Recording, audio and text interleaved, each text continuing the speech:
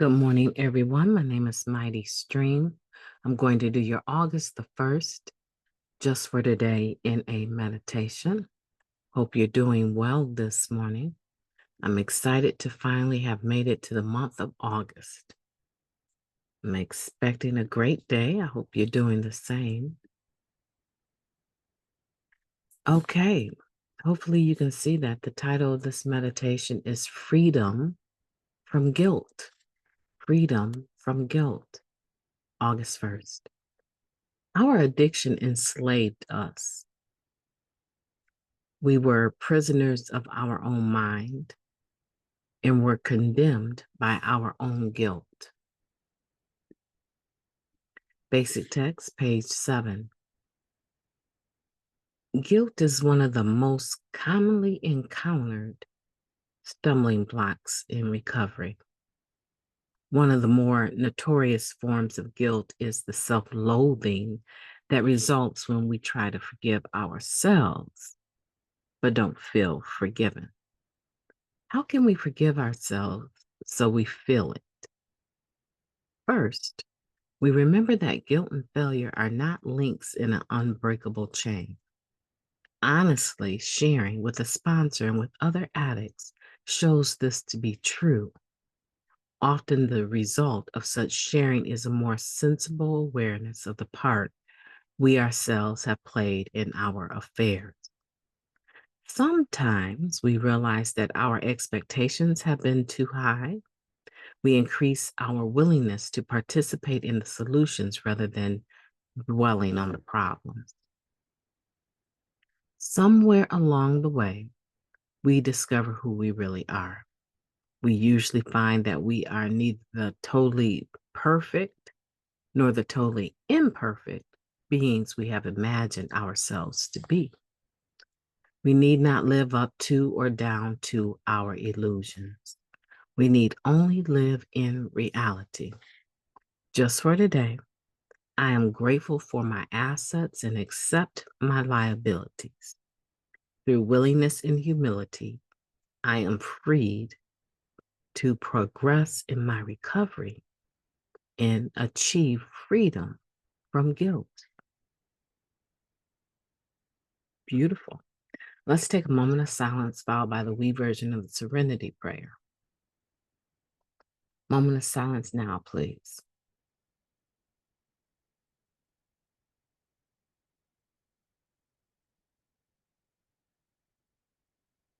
Thank you. God, grant us the serenity to accept this. God, grant us the serenity to accept the things that we cannot change, the courage to change the things that we can, and the wisdom to know the difference. Just for today, please and thank you. It seems one of the things I cannot change is my wake up brain. My wake up brain is something else. So, yeah. So, you got like a duality of the serenity prayer at the beginning there. I guess I really needed it. Okay, you guys, we're talking about freedom from guilt. I want to talk a little bit about addiction enslaving us. It says here, and it's a quote, our addiction enslaved us. We were prisoners of our own mind and were condemned by our own guilt. Now, I have heard many a recovering individual say, I was a prisoner of my own mind and I had the key in my back pocket. I've heard that before. And I thought it was, oh, that's so creative. But it's right here, right? And I'm sure this isn't a new topic, being free from our own self-made prisons, right? It's not a new topic. And I would dare to say, if we are willing to honestly analyze this topic, I would dare to say that everyone listening has at some point in time been told they were forgiven,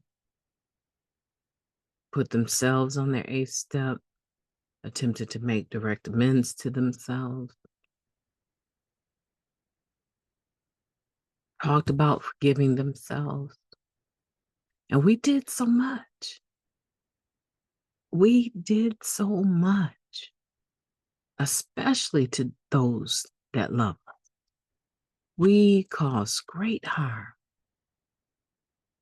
But most of all, we harmed ourselves. And to get to a point where you actually feel the forgiveness, the forgiving of ourselves, people in general are hard on themselves. People in general have high expectations for themselves. And because of the act of addiction, at some point in time, the expectations just they didn't go out the window. They were always there. Our core values were always there, but they weren't attainable. We couldn't hold to them because of the lifestyle, the decision making of just getting high changes our mind. That's why we called it mind and mood altering drugs, right? It was mind and mood altering, which means that, okay, maybe you do think things through when you're not high. Maybe you do. But more than likely, if you're high, you don't. And in that state of mind, there's a lot of things we will do that in our right mind, looking back, we have a hard time forgiving ourselves. And so I want to speak to that. And I want to say, how do you feel it? How can you really feel self-forgiveness? One of the things that we have to remember is that guilt and failure are not in this link of an unbreakable chain. Guilt and failure, that link that they have, it can be broken, but it's broken with effort, honestly sharing with our sponsors and other people. It causes us to have sensible awareness of the part that we play, right? We're talking about being able to sit down and talk with your sponsor over your fourth step, your fourth and fifth step, right? They go together. Being able to have a conversation and having a sponsor that will say, there's so much in what you just told me that we need to unpack. You're beating yourself up over how you responded to someone, right? Stabbing you in the back. Well, it could be literal, but I'm talking figuratively. You're having all of this guilt and shame over the fact that you are responding to someone that has stabbed you in the back. Now, maybe it's a literal energy of injury physically, right? And though you could have taken control of your response, you weren't where you are right now. The way you responded, you should not have put your hands on that person. That's where you were wrong. But all this other stuff that you're carrying, it was initiated by someone else doing a different wrong, and they need to own their part. Your part is figuring out how to respond in uncomfortable situations without putting your guards up, your dukes, wanting to fight, putting your hands on people, because you can go to jail clean. Matter of fact, there's a few people I know who went to prison clean because they could not change the behavior. They would not look at the exact nature of their wrongs. But when you do that, there is such a sensible awareness that comes about from just being able to share with other people. Because when you begin to share with other people, like your sponsor or other addicts that you trust, they give back to you what I call a balanced view, a perspective that is proper. They help you to right size your situation. So that's one of the things that we do. Sometimes we have these unrealistic expectations of ourselves and others. You remember that? Reading that in the basic text? It talks about relationships tend to be a huge stumbling block because we tend to place unrealistic expectations on ourselves and others. Now, when that happens, what is one to do? Because if you are feeling guilty about something that you had a high expectation of yourself over, to begin with, it wasn't even realistic. But for whatever reason, you thought it was realistic. And now you're beating yourself up over the fact that you failed to meet that standard that you set. This is where I believe doing the step work is very helpful because a lot of times we have these unrealistic expectations of ourselves and others based upon our lived experience. And in that lived experience, we've judged other individuals that they just didn't meet our expectation. And maybe they caused us a lot of harm in that. And so we tell ourselves, I'll never do that. I will never do that. I will never act like that. I will never talk like that. I will never do. And we put this absolute out there. And when you throw an absolute out there is a tendency because of our human nature. When you fail that absolute, now all of a sudden all bets are off. You no longer want to engage, you're feeling guilty, maybe even shame. But to begin with, the standard, the thing that you're talking about, right? This expectation in and of itself was not realistic. You set yourself up for failure with these high expectations. Now, I'm not saying don't have dreams and have visions and things that you want to accomplish in life. I'm not saying that at all. Absolutely. We should have dreams, things that we want to do and accomplish, right? So I'm not saying don't do that, but I'm saying that a lot of the times the expectations that we have, these standards that we set for ourselves are really birthed out of a place of pain, feelings of abandonment, and rejection. And when that happens, the issue now becomes, what do I do? Like, how do I handle it? Well, in order to handle it in a manner that reduces the guilt, reduces the shame, is one, you have to find out the exact nature. And out of the exact nature and out of the sharing with other individuals, we begin to take the key out of our back pocket and release ourselves from this self-made prison, from our pseudo expectations, these false expectations, right? And when you get the feedback from someone else that cares about you, and I keep emphasizing that because it's almost impossible to do a thorough fourth and fifth step with someone that you don't trust. Okay. So once you do this, and it doesn't always have to be your sponsor, but once you do this,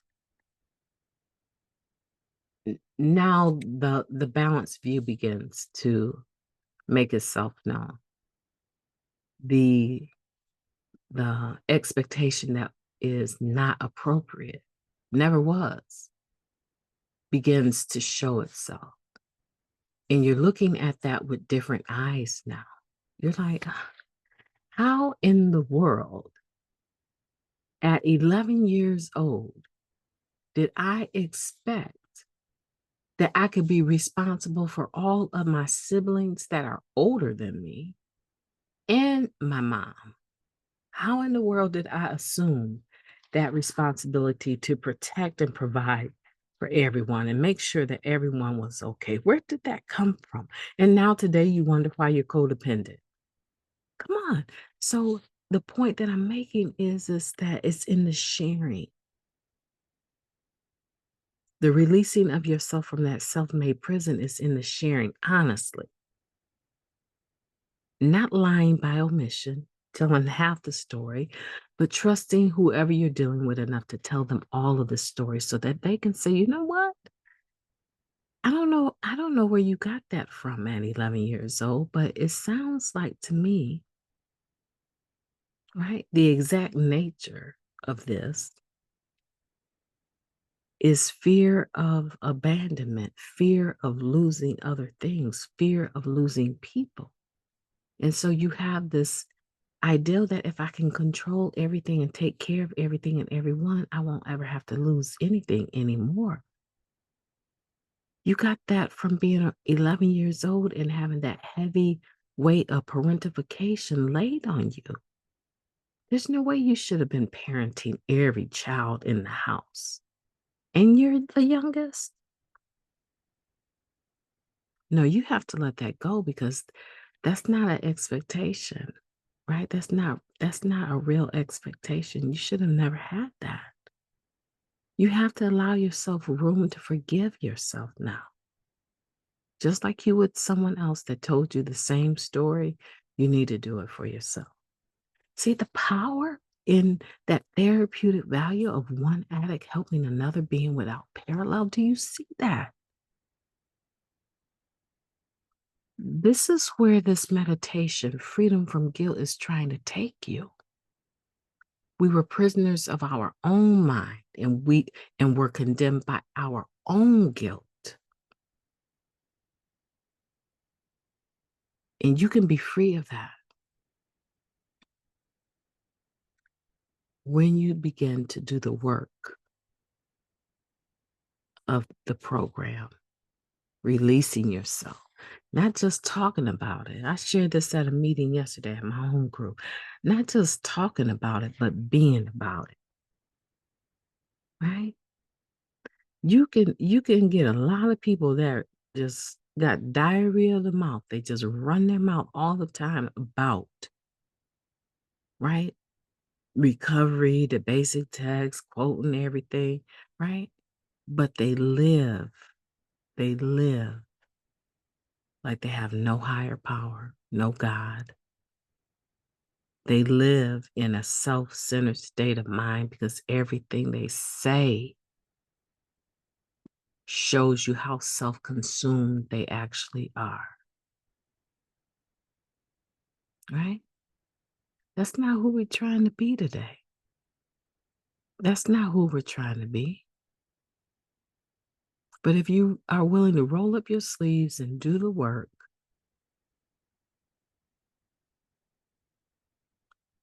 you can say this just for today. I am grateful for my assets and accept my liabilities. Through willingness and humility, I am freed to progress in my recovery and achieve freedom from guilt. And not only are you free to do it, you will do it. And as you begin to do it, you will love that feeling of being free, that weightlessness. You will begin to enjoy that. So much so to the point that you will make a decision. Even if I have the opportunity to alter my mind to use something to alter my mind, my mood, I will not do it because the freedom that I have, this process of releasing myself from the self made prison, is too wonderful to forsake. Who's trying to run back to being enslaved to their active addiction? Who's trying to do that?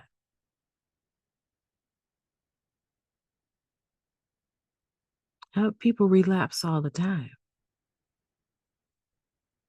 But have you ever had a honest discussion with yourself and someone else about what is going on at the point of relapse?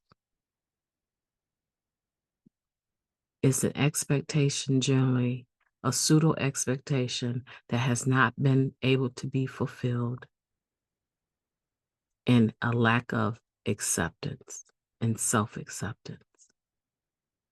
And as a result, that just forget it attitude steps in, and before you know it, you're taking a hit. Okay. My name is Mighty Stream. I've enjoyed talking to you this morning. I'm going to have a beautiful August the 1st. I'm so excited to be in the month of August. I hope that you have a beautiful day on purpose. I intend to, and I will be doing the next meditation for the spiritual principle a day for August 1st and load that up for you. But in the meantime, I want you to have a beautiful day on purpose, and I will talk to you soon.